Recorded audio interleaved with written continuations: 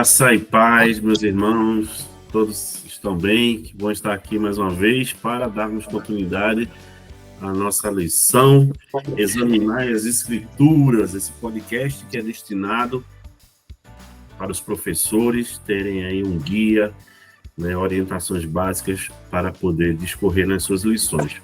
Primeira observação que eu queria que os professores soubessem é que nesta lição ela está destinada aqui a ser o número 12, mas foi um erro aqui de digitação, isso não acontece na lição dos alunos, mas na nossa aqui ele está com esse erro. Então essa é a lição 11, tá? Você risca aí esse número 12, coloca aí como lição 11, que trata do tema dificuldades na Bíblia. É sobre isso que nós vamos estudar no podcast de hoje, que tem como versículo-chave 2 Pedro 1:21, que diz: Nunca, jamais qualquer profecia foi dada por vontade humana, entretanto homens santos falaram da parte de Deus, movidos pelo Espírito Santo. E aí, para esse podcast de hoje, nós mais uma vez aqui temos a presença do pastor Hugo. Pastor, que bom ter o senhor aqui conosco. Micaías, novamente bom estar com vocês, participando de mais um podcast aqui da EBD. E hoje a gente tem uma lição difícil, assim como é o tema. Mas acredito que dá para a gente trazer luz para ajudar os professores em algumas questões. Tudo bem. E nessa jornada, como sempre, nosso também da diretoria Júnior, Aurino Júnior, bom ter você, amigo. Graça e paz, sempre é bom estar aqui.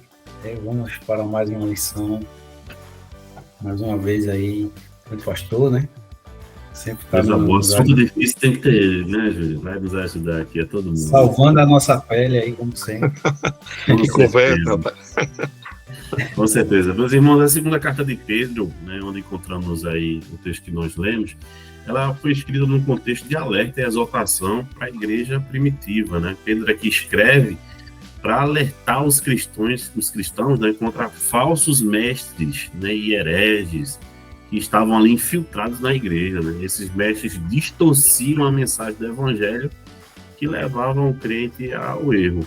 Ele reforça a importância da doutrina apostólica autêntica e lembra aos leitores da verdade que receberam desde o princípio, Então vocês vão ver que nessa narrativa que ele escreve, ele aqui está enfatizando que as profecias das Escrituras não são resultados de uma vontade humana, Elas não são meramente ideias ou opiniões humanas, mas ela tem origem divina. Por isso que a palavra profecia aqui pode ser entendida como mensagem de Deus revelada aos homens, que está aí registrada na Bíblia Sagrada. O Espírito Santo é a fonte dessa inspiração. Os escritores da Escritura foram guiados pelo Espírito Santo, ao qual a gente já estudou nas lições passadas, Isso reforça a autoridade e a confiabilidade das Escrituras como a palavra de Deus, Então podemos confiar sim na Bíblia como a palavra de Deus, mesmo com esses assuntos difíceis. Sabemos a sua origem, que é divina e não simplesmente humana. Assim como os escritores bíblicos dependem do Espírito Santo, nós aqui também precisamos de sua orientação para compreender e, sobretudo, aplicá-la em nossas vidas.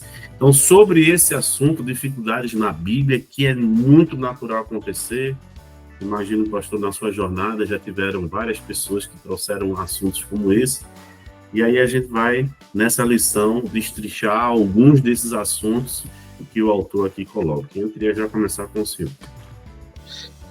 Micaías, novamente aí uma saudação a você, Aurino, e aos professores da EBD. A lição começa falando de uma das teologias, Nós temos no total 10 teologias que estudamos. Entre elas está essa daqui, que é o estudo da Bíblia, que é a bibliologia. E aí o objetivo do autor aqui fica claro para nós, que é dar ênfase aos textos difíceis encontrados no estudo da bibliologia. A gente tem a teontologia, que é o estudo de Deus, e em seguida a gente trabalha entre os temas que estão, a bibliologia é um tema importante, porque nós nós conseguimos estudar nessa teologia a natureza, a essência da Escritura, da revelação, a inspiração, né, a iluminação. São temas essenciais que nos faz reconhecer a autoridade da Escritura. É tanto que ele começa o texto não só citando Pedro, e Pedro exatamente vai mostrar que toda a Escritura ela foi falada através do Espírito, através de homens santos, essa profecia, que a profecia que é a Escritura falada anteriormente, como o texto que ele coloca, como que ele indica como texto básico, né? Que é 2 Timóteo 14-16, é um texto bem conhecido nosso, e ele vai dizer: você, porém, permanece fiel naquilo que foi ensinado. A ideia é muito clara, é que as dificuldades que são encontradas na Bíblia não onera ou não desvaloriza a sua essência, não tira de si a sua inerrância, a sua suficiência, né, a sua inspiração. Essas dificuldades aconteceriam naturalmente porque ela tem uma parte dela que foi composta por homens. Sendo assim, ele vai pedir que sejamos fiéis, né, ao ensino fiel dessa palavra. E o que é ser fiel ao ensino dessa palavra? É não querer falar onde a Bíblia não fala. Eu me lembrei de um pastor que falou isso para mim recentemente, foi o pastor Aurivan, no nosso curso de hermenêutica. Ele Russell Shedd disse assim: eu não posso falar aquilo que Deus não falou. E aí, existem coisas que a Bíblia não fala, que a gente não pode falar. A gente precisa se delimitar, não podemos acrescentar e nem diminuir. Por isso que ele vai falar aqui da autoridade e especificamente da inspiração, né? Toda a Escritura é inspirada por Deus, diz o verso 16 de 2 Timóteo 3, que é o texto citado. Quer dizer, a expressão aqui é que saiu do hálito de Deus, da boca de Deus. E por ser a palavra que saiu da boca de Deus, ela é útil para ensinar, para nos fazer perceber o que não está em ordem na nossa vida, né? Ela corrige os nossos erros e ela nos ensina a fazer o que é certo. Resumidamente, introdutoriamente, a gente precisa enfatizar isso, né? Essa ideia da crença na verdade. Permanecer fiel nela, nesse ensino, mesmo quando nós não entendemos, né? Isso é muito importante. Muito bom, Aurino. E aí o autor já escreve um pouco sobre isso, né? Quando a gente estuda a palavra de Deus, a teologia, né? A gente estuda a bibliologia, que é uma das dificuldades do ateu, né? Porque ele não acredita nem na teologia, nem na bibliologia. E nós cristãos, quando estudamos a palavra de Deus, né? E ele coloca aqui que ela é determinante para a nossa fé como pessoa, a gente precisa entender ela é inerrante. E aí, queria agora já passar para você fazer essa breve introdução. Isso, é isso que você falou. A Bíblia hoje, ela é confrontada, né, todos os dias, né, diariamente. E realmente a gente não pode pegar textos mais complicados, né, como muitas pessoas pegam textos e existem coisas que não tá lá e a pessoa cria, né? E aí passa aquilo com a maior naturalidade possível. E a gente vê que também muitos teólogos, né, já fizeram isso, né, com a teologia liberal, de pegar esses textos e apontar erros, né? E nós sabemos que a Bíblia, a palavra de Deus, ela é inerrante, infalível. Como o pastor falou, né, nós não podemos desestimular frente a essas passagens mais difíceis, né, e somos chamados, né, assim como Paulo exortou a Timóteo, a continuar estudando, né, a buscar a compreensão daquilo que vem a ser mais difícil de entender. É verdade. E engraçado que no final dessa lição o autor fala justamente isso. A gente tem que entender que quando a gente vai, em algum momento, né, como cristão, a gente vai se deparar em passagens difíceis. Mas é muito mais pela nossa falta de entendimento, de compreensão, do que efetivamente qualquer outro pensamento de achar que a palavra de Deus está sendo equivocada. Isso, né, não pode acontecer. A gente tem que olhar e perceber que é uma limitação nossa e não da revelação, né, esse pastor, que foi dada, né, pelo Espírito Santo de Deus ao homem para poder escrever. E aí eu queria agora que a gente pudesse situar comentários baseados nos pontos que aqui são colocados, né?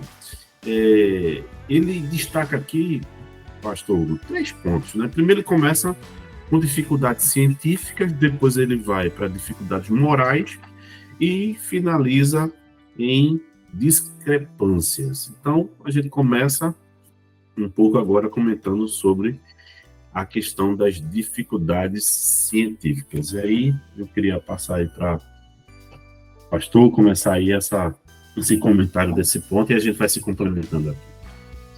Ô, Micaías, ele coloca aqui 3 pontos, né? E esse ponto das dificuldades científicas fica claro, né? Ele vai usar aqui o John Maxwell, que é um renomado escritor de fé bíblica, apologista, né? E ele, a ideia a primeira coisa que a gente precisa enfatizar é que não há esse conflito entre ciência e fé, de uma forma geral. Com quem você conversa, eu já tive a oportunidade de conversar com uma pessoa evangélica, um irmão de uma igreja que estava no mestrado nessa área científica, e com uma pessoa de um pós-doutorando. E eles me disseram a mesma coisa, não há dificuldade entre a ciência, a área científica e a fé, no sentido de que de conciliar que aquilo que a fé está dizendo, algumas dessas coisas podem ser vistas na ciência, como um Deus que é criador, que cria todas as coisas de forma minuciosa e detalhista. Você observa a ideia de que em cada coisa, as leis e tudo aquilo que cerca a criação mostra que existe um ser superior que criou todas essas coisas. Esse era um ponto que eu queria enfatizar. Eu acho que você pode conciliar as duas coisas. O outro lado é que a ciência de uma forma específica, ela mais técnica, ela trabalha com o método daquilo que pode ser provado em laboratório, né? E aí, naturalmente, alguns cientistas vão dizer assim, mas nós não podemos provar que Deus existe. Não podemos levar Deus para um laboratório e provar que ele existe. Naturalmente, isso é impossível. Mas ao ponto em que a gente não pode comprovar que Deus existe cientificamente, a gente também não pode provar que ele não existe. Porque não temos provas científicas disso. Se a prova científica é a base para dizermos que uma coisa existe ou não existe, Deus não tem como comprovar que ele existe, mas também que ele não existe. Logo, Deus e a Escritura é uma questão de fé. É uma questão de fé, de exercício da religião, da fé, né? E isso precisa ser colocado em nossa mente claramente. Esse é um ponto importante que a gente precisa deixar claro sobre essa questão da prova científica. É claro que existem argumentos que eu não vou fazer uso disso aqui agora, porque eu tinha dito a você que a gente não tem tempo. Mas existem argumentos, como o argumento teleológico e outros argumentos, que vai provando que toda essa criação não é fruto de uma casualidade, mas de um ser inteligente e com design, com inteligência e sabedoria, que criou tudo de forma tão específica como ele fez. Eu só vou dar um exemplo. Eu li um livro recentemente de um autor que é cientista e cristão. Ele é brasileiro. E é interessante que ele vai relatar ali, e o pastor Hernando Dias Lopes também até cita isso, que quando o homem conseguiu cientificamente estudar o DNA do próprio homem, é tão minúsculo que não pode ver com o olho nu, né? O anu, não dá para conseguir enxergar só por meio de microscópio. Ele coloca uma coisa, que o DNA tem uma fita de contagem de 102 trilhões, ou é bilhões, eu não me lembro, mas aqui é trilhões. Quer dizer, você poderia colocar essa fita do DNA, esticar, daria para chegar talvez lá na Europa, ou passar dela, mas é uma coisa tão bem feita, que tem toda essa quilometragem, mas tão pequena que o olho humano não consegue ver. Quer dizer, você teria como dizer categoricamente que isso é uma obra da casualidade? Não foi, não é, nós acreditamos que Deus fez todas as coisas e fez de forma detalhada, minuciosa, pensada, de forma inteligente, com design perfeito.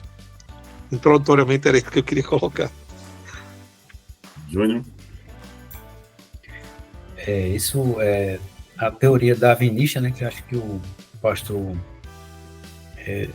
não sei se é o livro de Marcus Eberlin, mas ele é um cientista que ele fala sobre o design inteligente, né? Isso. E, assim, são muitas provas científicas, né, que essa teoria evolucionista caiu por terra, né? Então, já de muito tempo, a teoria darwinista já foi contestada diversas vezes, já foi modificada, né? E, inclusive, muitos cientistas que não são cristãos, eles apoiam também essa teoria do design inteligente. Então, e outras coisas que não se pode explicar à luz da ciência, como, por exemplo, milagres, né? Já se houve muitas tentativas de se explicar os eventos bíblicos, né? Mas aí o autor, ele cita que a própria arqueologia, né, apoia os fatos históricos, a exemplo dos manuscritos de Qumran, né, que foram encontrados, né, fazia parte dos essênios, que era uma seita judaica, né, mais ou menos 70 depois de Cristo, e continha parte da Bíblia hebraica.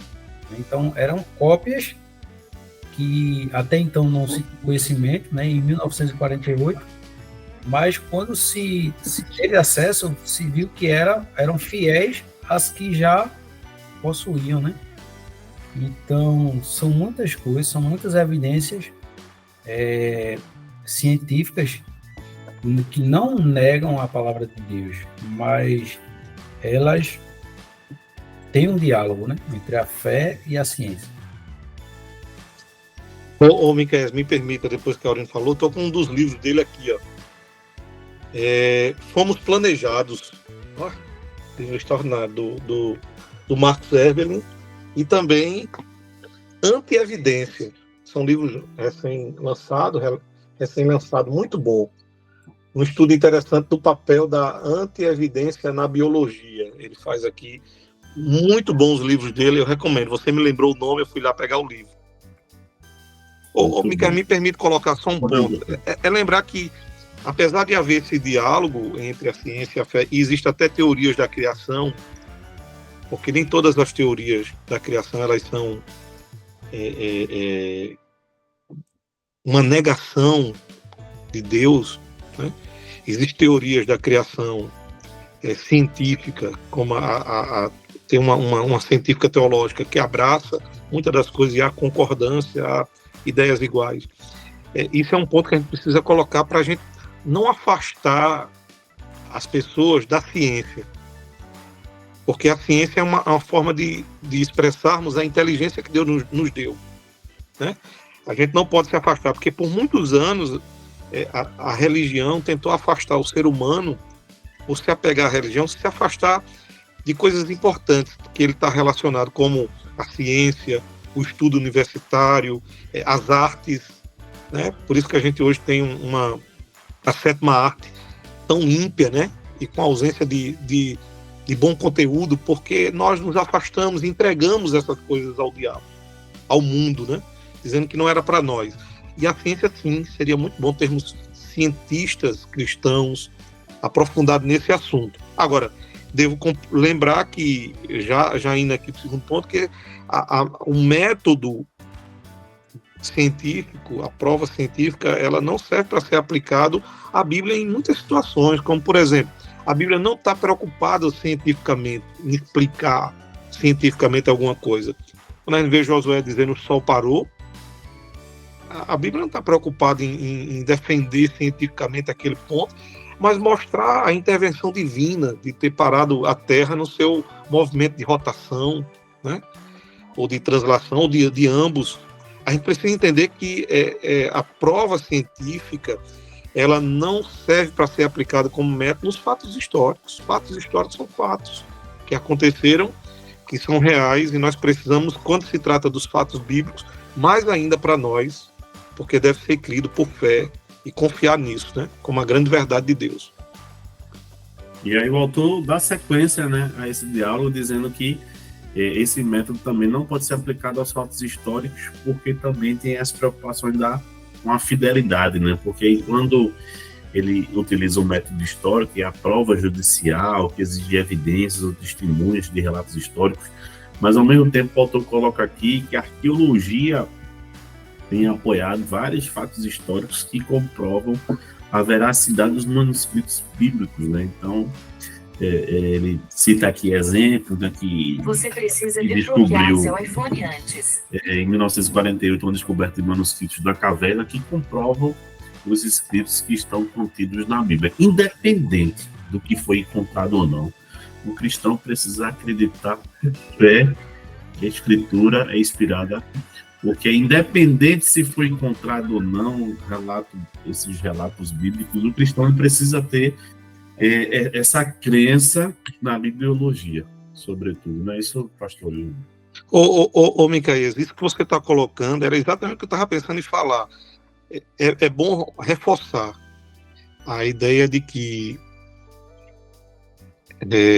os fatos históricos, eles são nutridos pela arqueologia. Por exemplo, já foi achado pedaços da Arca de Noé no Monte Ararat, que foi o monte onde ela parou, e nós teríamos outros fatos arqueológicos que contribuiria ou tem contribuído para a arqueologia bíblica. Mas em que isso vai intervir, aumentar ou diminuir a minha fé? Não deve fazer em nada. Foi comprovado que existiu a arca, foi comprovado isso, ou não foi comprovado. Incondicional que a arqueologia ou qualquer outra parte da ciência comprove ou não, a nossa fé não está baseada nisso. A nossa fé está baseada nas Escrituras. E é isso que deve nos mover, a confiança de que ela é a palavra de Deus. Os fatos históricos, a arqueologia, concordando com os fatos históricos bíblicos, ótimo e bom, mas isso não deve intervir a minha fé. Porque existirão momentos que irá ajudar, mas existirão momentos que irão negar. E eu vou continuar firme, com a mesma crença, a mesma confissão, continuar crendo na palavra de Deus como a palavra inerrante. Exatamente. E aí a gente sabe, Júnior, que quando a gente vai encontrar pessoas que não creem na veracidade da Bíblia, quando eles se deparam com o quarto ponto, né, que o autor aqui coloca exemplos que estão contidos na Bíblia, como a criação do mundo, a travessia, né, daqueles que estavam no êxodo ali no Egito, o contexto de Jonas, que tudo isso são coisas que estão ali relatadas, não como uma história que foi inventada, mas com fatos que foram verídicos. As pessoas, elas não vão acreditar. Então, obviamente, como a gente está falando para nós que somos cristãos, a gente não pode, né, em hipótese alguma, negar a veracidade desses fatos que para a sociedade pode parecer impossível. Como é que eu crio o mundo em 6 dias? Né, e vou lá descansar, considerando o universo, né, que foi criado, bilhões e bilhões e tal. Né, como é que eu faço com que um mar se divida ao meio? Né? Na cabeça de quem é incrédulo, de quem não crê, isso é inconcebível. Né? Mas nós que somos cristãos, a gente precisa entender como o Deus que está acima das leis, que confunde a mente daqueles que não acreditam, não é isso? Exatamente. Né? Agostinho já disse, né? A fé precede a razão. Né? Então, primeiro a gente precisa crer naquilo que a palavra nos diz, né? E para crer no cristianismo, crer que Jesus ressuscitou, então nós temos que crer em tudo que a palavra de Deus nos diz, né? Porque a própria palavra de Deus, ela diz que para Deus nada é impossível. Então, se eu creio num Deus que criou todas as coisas, então isso para ele é nada, né? Então, essas questões cabe a nós entender mais quanto à forma do milagre, na forma de revelação que Deus teve, né, que foi gradativa, e isso explica muita coisa, né? Então, a gente não pode se apegar à ciência para explicar a Bíblia, nem procurar na Bíblia explicações científicas, né? Mas a gente tem relatos aí, tem a arqueologia, que não nega a Escritura. É verdade. Pois não, pastor. O seu áudio está no mudo. Ô, Micael, me permita, contribuindo aí com o que Aurino falou, essa questão de que Deus está acima das leis da natureza, é só lembrar que essas leis também foram criadas. Você observa, quando Paulo escreve, Paulo vai falar sobre isso em Romanos, no capítulo 1, versos 19 e 20, porquanto o que de Deus se pode conhecer é manifesto entre eles, porque Deus lhe manifestou, ou lhe revelou. Porque os atributos invisíveis de Deus, assim como o seu eterno poder, como também a sua própria divindade, claramente se reconhece desde o princípio do mundo, sendo percebido por meio das coisas que foram criadas por ele. Quer dizer, observe que Romanos 1 é a fonte mais comum para mostrar que a lei natural está clara para nós nas Escrituras, falada pelo apóstolo Paulo. Uma das lições que a natureza ensina é que Deus existe, que Deus criou todas as coisas. E até todas essas leis mostram a sua divindade, o seu poder, e mostram que foram criadas por ele. Isso é um ponto que a gente deve reforçar aqui, referente a esse assunto. Muito bom. Então, desse primeiro ponto científico, a gente vai para as dificuldades que são morais, que normalmente é o que é mais apresentado por algumas pessoas, né? Essa questão de colocar Deus, rapaz, o Deus que fala de amor, mas ao mesmo tempo está lá na Bíblia, né, que ele mandou destruir uma cidade inteira. Então, são relatos que normalmente são colocados como dificuldades que os cristãos vão encontrar. E o autor aqui coloca 2 exemplos, né? A destruição de Jericó, e aí ele contextualiza no ponto 2 o Deus da guerra, né? E aí eu queria que a gente agora abrisse um espaço para a gente fazer comentários sobre esse aspecto que fala sobre essas dificuldades que o autor coloca aqui como dificuldades morais. Ô Micaías, me permita, eu terminei não olhando aqui para comentar, mas me permita, eu vou para essa dificuldade moral, mas eu queria voltar esse ponto lá anterior. Entendendo na aprovação científica. Essa ideia que ele vai dar de Gênesis 2 e 1, me permita, viu? Eu estou quebrando aí o protocolo, é lembrar que ele vai falar aqui de dias e tardes, né? Manhãs e tardes, e que talvez alguém pergunte assim, mas o que é verdadeiramente? Foram dias, foram anos, né? Porque a ciência vai dizer que são milhões de anos, a Bíblia vai dizer que é 24 horas, outros vão dizer que não é 24 horas. Devo lembrar que a Bíblia deve ser interpretada literalmente. Se a Escritura diz que foram 7 dias, foram 7 dias. Agora, a imaginação humana vai muito longe quando a Escritura diz que para Deus um dia é como 1000 anos. 1000 anos é como um dia. Mas Deus, como ser eterno, não tinha necessidade de dizer que era um dia se não fosse um dia. Naturalmente, Gênesis aqui é literal. Tudo aqui é literal. Deus está mostrando literalmente o que está acontecendo, como ele está criando, né? A questão de Jonas, é bom a gente lembrar, no curso que a gente teve com o pastor Aurivan, ele deixou claro que nós não podemos negar essa verdade. A ciência tenta, alguns cientistas que não são cristãos ou ateus, tentam negar que, como é que Jonas ficou dentro do ventre de uma baleia? Que tudo indica deva ter sido uma baleia como a cachalote, né, que é uma baleia maior e caberia, né? Você vê que o próprio Senhor confirmou a história de Jonas. Né? Sim, quer dizer, Jesus não iria mentir, não iria criar uma história. Em nenhum momento ele disse que era uma história fictícia. Ele relatou como uma história real. Que assim como o Filho do Homem, assim como Jonas ficou 3 dias e 3 noites no ventre da baleia, o Filho do Homem também ficará morto por 3 dias e 3 noites. Quer dizer, ele confirma a realidade dessa história, né? Essa história verídica. Só para pontuar essas 2 coisas, que eu entendia que era importante, viu? Ou seja, a Bíblia explica a própria Bíblia, não é isso, pastor? Sim, e confirma, né? E confirma. Muito bem. E aí a gente entra aí para as dificuldades morais. E aí a gente pode abrir agora o nosso comentário para esse aspecto que normalmente é citado. E aí fica à vontade aí, Aurino, pastor, para comentar sobre as dificuldades morais, né? O que ele coloca aqui sobre como é que Deus, né? Que é o Deus de amor, né? E ele acaba permitindo que essas questões possam estar acontecendo. É sobre isso que vamos comentar agora. Eu vou começar, tá bom? E depois eu compartilho aí com o Aurino. Gente, esse é um tema difícil, né? Que vai falar de Deus, dos atributos de Deus, da sua bondade, da sua misericórdia, da sua imutabilidade, mas também da sua justiça. Ele dá aqui 2 exemplos, não é isso? A destruição de Jericó e Deus e a guerra.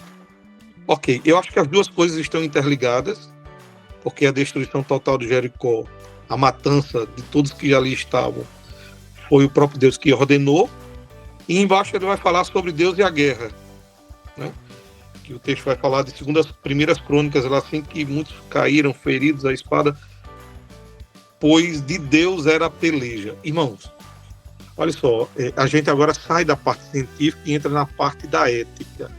Quando a gente estuda a ética no seminário, a gente vê todas essas discussões sobre a vida, né? Tirar a vida, sobre morte, sobre guerras. E é bom inicialmente enfatizar uma coisa. Jesus falou que haveria guerras e rumores de guerra. E que a gente se acautelasse, tivesse cuidado com o que nós iríamos vir. As guerras não deixam de ser um cumprimento da Escritura. Deus está cumprindo ali um propósito que nós não entendemos agora. Mas que a Escritura fala sobre isso e Jesus fala sobre a questão das guerras, sim. Esse é um primeiro ponto. Jesus fala, e as guerras serão necessárias para cumprir o seu propósito, né? De alguma forma, para trazer o homem ao entendimento de que ele é Deus. Isso a gente não pode negar. Agora, como é a questão da ética na guerra? A gente tem um capítulo em Deuteronômio, no capítulo 20, que vai tratar especificamente sobre isso. Quando Deus conversa com seu povo sobre as guerras, ele usa Moisés para falar sobre isso ao seu povo, e tem todo um capítulo lá, as normas acerca da guerra.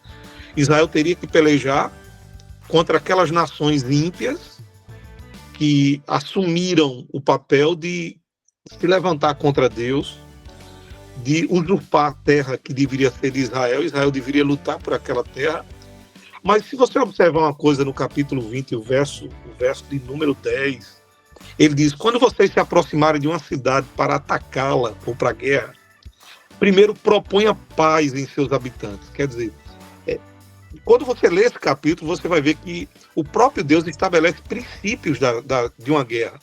E o primeiro princípio que ele coloca aqui no verso 10, entre muitos princípios, é que primeiro vamos tentar resolver a causa através da paz, para ver se há a possibilidade de haver uma reconciliação. Não havendo, aí o Senhor diz que haja verdadeiramente a guerra. Agora, observe outro fator importante sobre a guerra. Uma coisa é eu fazendo uma guerra, porque há muita gente criticando o Antigo Testamento, porque Deus age não como se fosse um Deus de amor, mas um Deus de guerra. E a Bíblia diz que ele é o Senhor da guerra, no Antigo Testamento, né? Ele é o Senhor da guerra, o Senhor dos exércitos. A ênfase está muito clara. A gente precisa fazer uma diferença aqui. Uma coisa é como, olhe na Bíblia, quando o homem mata por sua própria vontade, como Caim fez. Outra coisa é quando Deus manda guerrear, quando Deus manda tirar a vida. É diferente, porque Ele é o Senhor que criou todas as coisas. Ele tem o poder de dar a vida, foi Ele que nos criou e continua dando a vida quando uma criança vem a esse mundo, mas Ele é o único que tem o poder de tirar. Sendo assim, Ele é que tem o poder de dar e tirar a vida. Sendo Ele o autor da vida, de dar e de tirar, Ele tem o poder de mandar matar e mandar dar a vida, e Ele não precisa responder por isso. Esse é um princípio, como a gente explica a questão das guerras, quando elas foram ordenadas por Deus. Deus tem o poder de fazer isso. A gente não tem como questionar a sua vontade soberana. Ele é Deus. A gente precisa se submeter a ela humildemente. Agora, quando é o homem que provoca essa guerra, ele responderá por ela. Agora, cabe a nós, pastor, qual é o comportamento de um cristão diante da guerra? Ele deve obedecer aos seus superiores. Se ele tiver idade e tiver no tempo, ele vai lá e vai guerrear. Porque o que vai acontecer na guerra não será ele que irá responder, mas aquele que está ali enviando para a guerra. O governante, né, o representante maior daquele país. Né, esses que estão obedecendo, estão defendendo a sua pátria. Esse é um ponto importante. Agora, como conciliar isso? É muito difícil, porque ao mesmo tempo que a gente está vendo Deus dizendo assim, não matarás, que é um dos mandamentos, para a gente não tirar a vida, a gente vê as guerras. Agora, há uma diferença entre as guerras estabelecidas pelos homens e as estabelecidas por Deus. Se é Deus que está ordenando, nós não podemos questionar. Se são os homens, aí a Bíblia vai dizer que existem essas guerras, mas nós temos que nos acautelar. Até porque a guerra traz destruição, fome, pestes, pobreza. Quando a guerra é produzida pelo homem, com certeza Deus se entristece com tal, sabendo que através disso ele vai cumprir esse propósito. Eu acho que inicialmente era isso que eu queria tratar, viu, Micael? Júnior? Já foi muito bem explicado, né? Mas eu acho que é muito pelagiano o homem achar que o ser humano é inocente, né? Assim, nas guerras morrem inocentes, quando a gente vê que o pecado ele manchou toda a humanidade, né? E muitas pessoas querem encontrar nessa questão moral também, por exemplo, em catástrofes, né? Que diz, porque Deus sendo bom permite e tal, né? E a gente vê que muitas pessoas questionam isso também, né? A origem do mal e tal. Então, eu acho que tudo isso engloba também essas dificuldades morais, né? Isso que o pastor falou, essa heresia que existiu, o macionismo, né, que dizia que Deus era de um jeito no Antigo Testamento e no Novo Testamento Deus era outro, né? E a gente sabe que Deus ele não muda, né? O exercício da justiça de Deus é uma resposta ao pecado, né? Nenhum ato de Deus de justiça foi por capricho dele, não, mas se houve justiça da parte de Deus, é porque estava sendo justa, né? Porque Deus, ele é justo, é santo, e é nisso que nós devemos nos apegar. Muito bem. A Bíblia relata, né, que a desobediência entrou através do pecado de Adão e Eva, e aí, a partir daí, né, toda a criação ela acabou sofrendo por essas consequências. E um tema que normalmente se discutiu bastante é onde estava Deus quando aconteceu as tragédias, né? Por exemplo, agora de Porto Alegre, né, que centenas de milhares de pessoas morreram, e muitas pessoas que já são céticas com Deus agora começam a fazer esses tipos de questionamento. E a partir daí já vários, né, pastores fizeram um podcast relacionados a esse assunto. Vocês tiveram a oportunidade de ver algum debate sobre esse tema? Pastor? Não, Micael, eu não vi não. Agora eu queria só pontuar uma coisa que eu esqueci aqui, Micael. É que a gente tem 3 diferentes posições, né? Quando a gente estuda a questão da ética.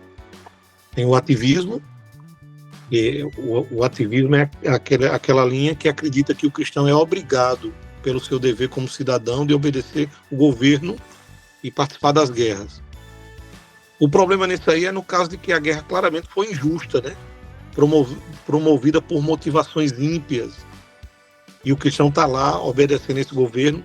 Eu acredito que nesses casos, se for comprovado que a guerra está sendo provocada, a motivação não é boa, não é em prol de defender o país, o cristão poderia pedir o seu afastamento, né?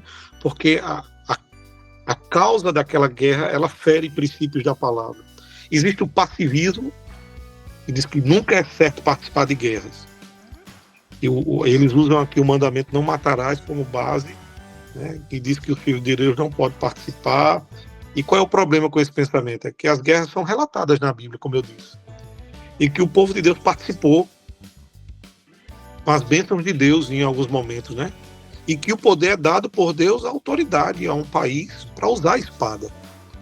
Quando é necessário, quando é para defender a nação, quando é para defender o seu povo, ele deve usar a espada. Está lá em Romanos 13:4, esse passivismo fica delimitado por esse texto. E existe o seletivismo. Algumas guerras são justificáveis. Alguns cristãos vão dizer assim, não, existem guerras que podem e outras que não. É porque algumas vamos estar cumprindo o nosso propósito de defender a nação, outras não, estaremos pecando. E eu acho que esse terceiro ponto, ele se coaduna melhor com a fé cristã, porque você analisa as circunstâncias, para você saber se aquela guerra é justa. Porque muitas das vezes o país está lá parado e alguém está tentando provocar para fazer essa guerra, e ele vai precisar se defender. E ele não vai para a guerra, ele tem que ir para poder defender o seu território, defender o seu povo. Nesse caso, essa ideia do seletivismo, ele faz essa avaliação para saber se é justificada essa guerra. Era isso que eu queria pontuar. Né? E eu lembrei do relato do rei Josafá, quando estava prestes a ser atacado pelos, né, os habitantes ali que estavam ao seu redor. Acho que eram os moabitas, né? Moabitas, né? O pessoal ali queria atacar. E naquele momento ele pediu socorro ao Senhor, estava tudo preparado com armamento, e Deus conduziu todo aquele processo de vitória, não usando armas, né, que era o que ele entendia que naquele momento seriam elementos para garantir a vitória. Né? E foi através do louvor, das harpas, ou seja, através, né, do poder ali de Deus, aqueles malfeitores foram desbaratados e eles conseguiram, eles mesmos, né, se acabarem ali, não precisou ninguém encostar a mão para provar a providência de Deus quando Ele quer. E aí o autor coloca uma coisa que é interessante aqui: Deus nunca conduziu uma guerra por motivos ou métodos errados ou equivocados, né? Os próprios habitantes que estavam ali em Jericó foram alertados por 4 gerações a se arrependerem, né? Ele coloca ali também o pessoal de Sodoma e Gomorra, que também, né, através de um processo, né, de contaminação do pecado, fez com que aquelas pessoas não conseguissem, né, não se desprendessem daquelas práticas, e efetivamente a justiça precisou ser aplicada para que o mal fosse eliminado, né, e não contaminasse outras pessoas, que era uma das preocupações. Eu lembro do episódio do rei Saul, né, que ele foi orientado a destruir ali os reis daquela uma guerra que ele participou, e ele poupou os líderes, né, os reis ali, e através de uma daquelas desobediências mostrou que ele estava conduzindo através de suas próprias escolhas. Ele foi ali equivocado. Então, nesse ponto 2, sobre as dificuldades morais, eu queria saber se vocês queriam trazer mais um comentário ou se a gente já pode ir para o próximo e último ponto e falar sobre as discrepâncias. Pastor Júnior, podemos? Então, fechado. Nas discrepâncias aqui, ele pontua 2 discrepâncias, né? Uma é do relato dos anjos, né, que ele coloca aqui, né, em João escreveu dessa forma, Mateus escreveu dessa outra forma, e aí depois ele relaciona um segundo tópico que a gente pode comentar mais na frente, mas eu queria passar a palavra para vocês para a gente comentar sobre o que ele está considerando como essas discrepâncias aqui de textos do Novo Testamento. Quer começar, Aurino? Não, mas se quiser eu vou. Não, a gente vê. Quando ele fala aqui sobre os anjos, né, ele estava falando especificamente de 2 perspectivas diferentes. Né? Quando João ele especifica o número de anjos, né? Em Mateus ele diz que ele focaliza a afirmação que um dos anjos fez. Então, é aquela coisa, né? A gente tem que ver o contexto. Eu acho que o contexto é muito importante para a gente ver. aquilo também, né, da Bíblia, explicar a Bíblia, né? A gente pega os textos paralelos, né, os textos mais difíceis, a gente pega os textos mais fáceis. Mas eu acho que é isso, são perspectivas diferentes, né? Mas porque a discrepância que as pessoas colocam é justamente essa. Quem está certo? Quem estava lá? Era um, era dois, era três, e justamente as pessoas não leem entendendo o contexto. E esse é um erro, né? E as pessoas querem colocar uma justificativa que houve ali um equívoco, e na verdade o erro é da interpretação de quem lê. Não é isso, pastor? Ô Micaías, eu queria só contribuir aí com o Aurino com uma coisa, o que ele colocou. Eu acho que vai de acordo com a perspectiva que a pessoa vê. Por exemplo, quando você vê que Mateus diz, dirigindo as mulheres, diz não tem mais um anjo, né? Mas João vai registrar que havia dois. Naturalmente, a preocupação de Mateus foi de registrar aquele que falou. E João já tem uma visão geral. João vê a quantidade de anjos que existe ali.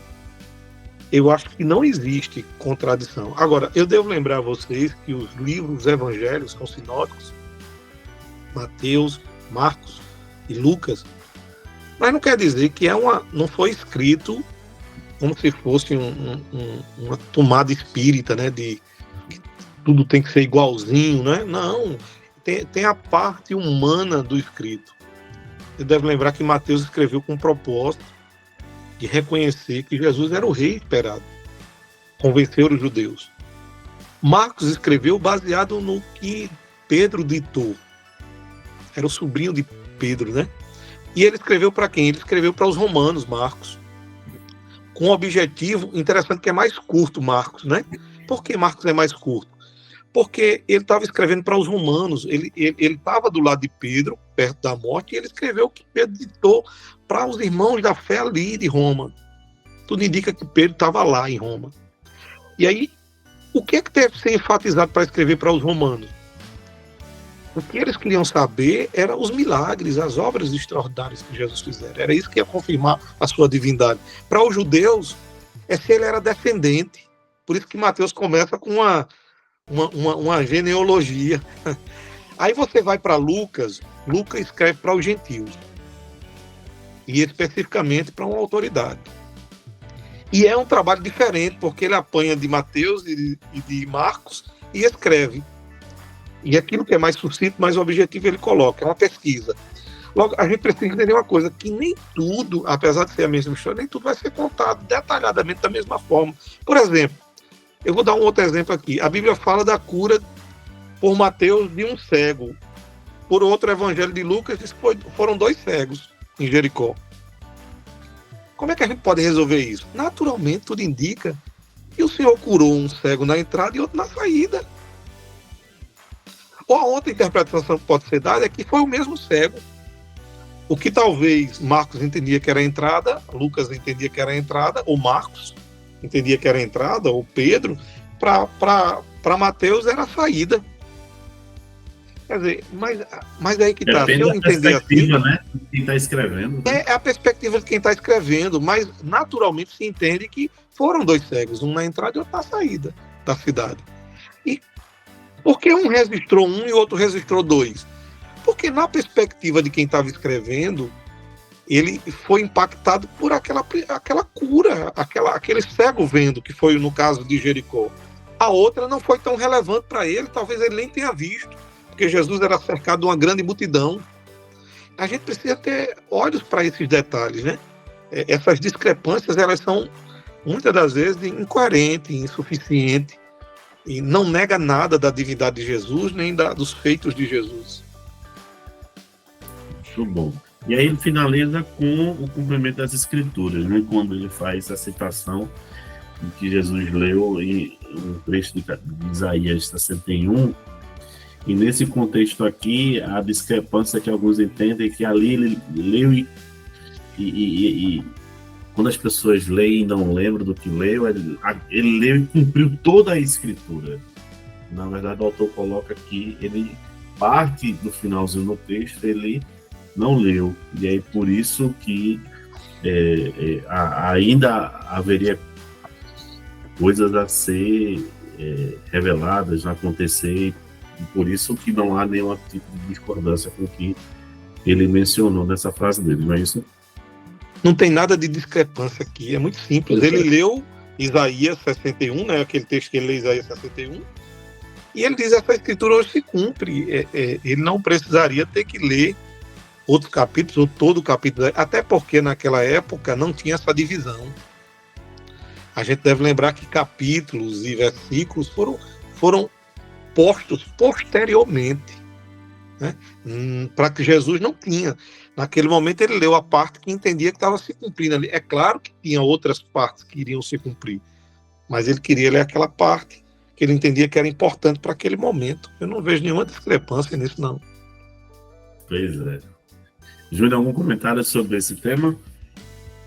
Não, sobre isso aí não. Perfeito aí que o pastor falou. Perfeito. Então a gente entende que essas dificuldades aqui, elas foram todas sanadas. A moral da história, né, que quanto mais a gente estudar e conhecer a palavra de Deus, mais facilmente nós vamos lidar com essas aparentes dificuldades.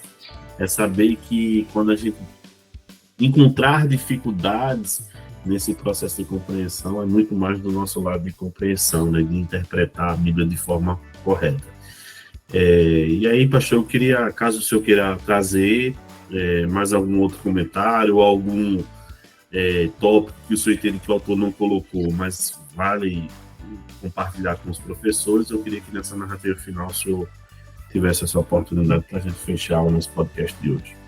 Agora, Micaís, eu queria falar um pouquinho sobre essa questão da dicotomia e tricotomia, que apesar de não ser uma doutrina principal, porque ela não vai intervir nessa questão da salvação, mas isso não deve nos deixar de se preocupar em ter o conteúdo correto, o entendimento correto, né?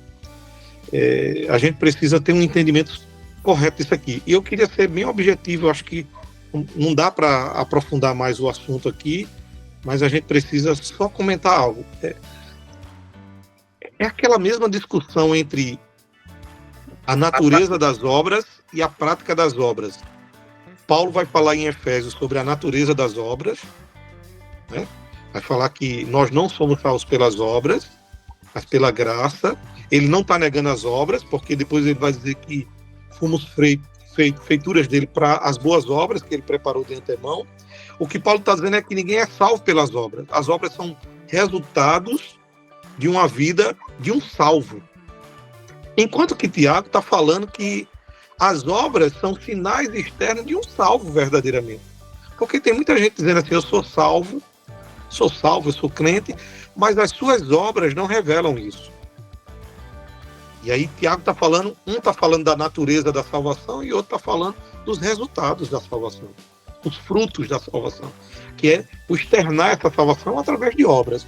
Não há contratempo, não há discrepância entre isso, como eu preciso explicar para vocês, gente, e respeito quem tem essa visão, mas primeiramente a gente precisa lembrar da nossa confissão de fé. Nós somos dicótomos, existem dois pensamentos, a dicotomia e a tricotomia. E por que nós somos dicótomos como congregacionais? Somos uma igreja histórica. A nossa fé sobre a alma do homem, corpo e alma do homem, vem desde os pais da igreja. As confissões, os credos reformados, que vêm desde aquela época até hoje, defendem a mesma coisa. O homem é corpo e alma, ou alma é espírito, ou corpo e alma, ou espírito, ou alma é espírito. São sinônimos a palavra alma e espírito. A questão é, como é que são sinônimos, pastor? Quando Deus criou o homem, o texto vai dizer aqui em Gênesis, no capítulo 2, Deus soprou sobre o homem o espírito de vida. E aí, a partir daí, o homem tornou-se alma vivente. Observe uma coisa, concordam comigo? O homem tem uma parte material e uma parte imaterial. A parte material é o corpo. A parte material, a matéria, é o corpo. E qual é a parte material? Alma ou espírito. Por que a gente diz que é alma ou espírito? Porque é uma substância espiritual única. E tem duas funções. Poderia até ter mais, se Deus quisesse. Mas é uma substância só espiritual. A parte material do homem é uma substância só. Agora, ela tem duas funções. O problema é que a gente vai ver comentários da Bíblia, como de Paulo, em 1 Tessalonicenses 5, 23, ele vai dizer que o Deus, o Pai, o santifique corpo, alma e espírito. Ele está falando das funções, não da essência. Né? Essa função corpo está na matéria. A parte material do homem é o quê? É o espírito. Esse espírito e alma é sinônimo por quê? Porque é uma só substância. Agora tem duas funções. A alma, porque é pensante, é inteligente, tem sentimento, tem emoções. E é espírito, porque é exatamente onde está a vida que Deus dá ao homem.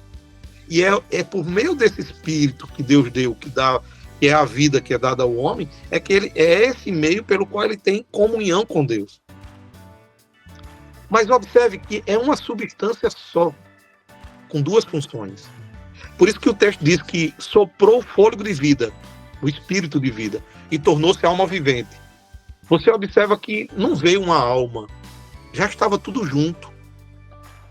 É uma substância só, tem funções diferentes, mas é uma substância só, espiritualmente, ou uma substância imaterial. Por isso que a gente vai ver na Bíblia, em algum momento, alguns autores da Bíblia dizendo assim: a minha alma está abatida, como Davi disse, profundamente abatida. Ou porque estás abatida a minha alma? Em outro momento ele vai dizer: o meu espírito se alegra em Deus. E por que ele está dizendo isso? Porque é sinônimo. É isso que a gente precisa lembrar. Eles usam esses termos intercambiais. Vai existir um momento que Jesus vai dizer: Pai, em tuas mãos eu entrego o meu espírito. Mas em outro momento ele vai dizer que a sua alma está profundamente angustiada. E aí, o que dizer daquele moço rico e Lázaro? O moço rico, Lázaro foi para o seio de Abraão. O moço rico, que era o rico, né, foi para o Hades. E lá no Hades, ele diz assim: pai Abraão, faz com que ele vá lá na casa dos meus pais para que avise aos meus irmãos. Ele lembrou que tinha irmãos. Eu pergunto para você, qual é o exercício que está aí? É a alma ou o espírito? Quando ele lembra dos irmãos?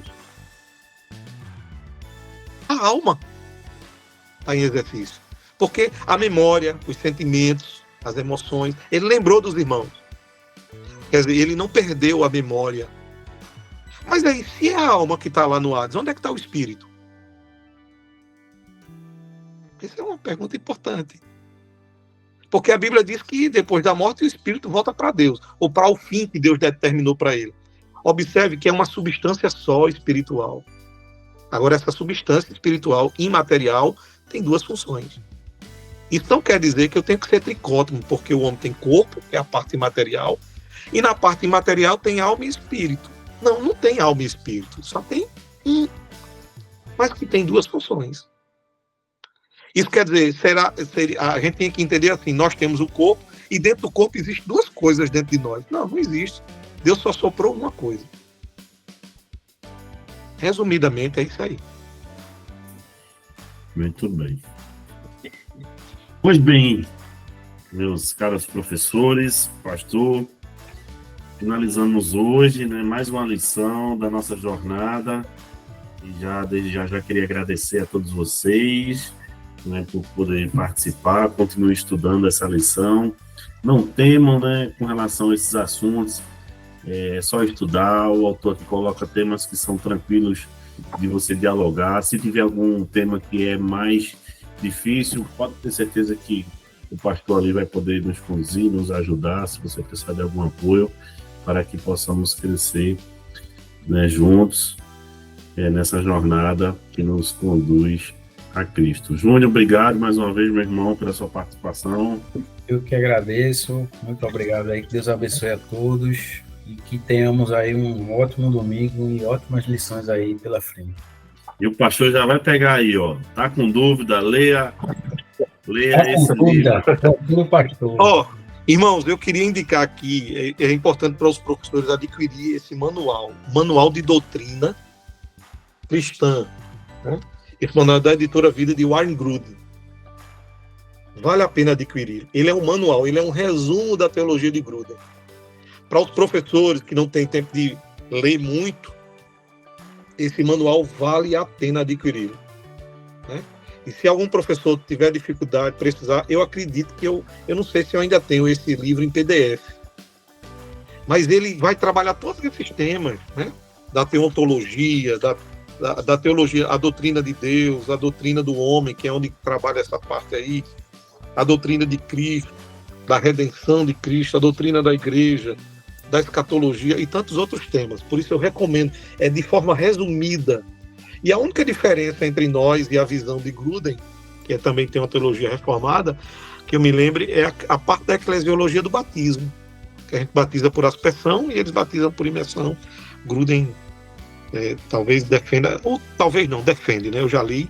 Mas essa parte aqui, muito boa. Se vocês puderem encontrar esse livro e ter ele em casa, ele é um manual, é um resumo que foi feito da teologia de Gruden, ajudará muito vocês, aos professores. E se os professores tiverem alguma dúvida, precisar ligar, conversar, eu estou à disposição para ajudar. Eu já coloquei aqui, se o senhor conseguir ter o PDF no espaço que a gente compartilha aqui para os nossos professores. Eu estou vendo aqui na Amazon, ele está custando R$200, então de repente, se tiver um PDF... Não, o PDF ajuda. Eu vou procurar aqui e mando para ti pelo WhatsApp, Micael. Tá bom, fechado. Então, mais uma vez, obrigado a todos pela participação. Espero que vocês possam aí continuar nessa jornada de estudo, né, para que chegamos aí até o final do ano com essa lição concluída. Obrigado, pastor. Obrigado, Júnior. Deus abençoe a todos. Amém.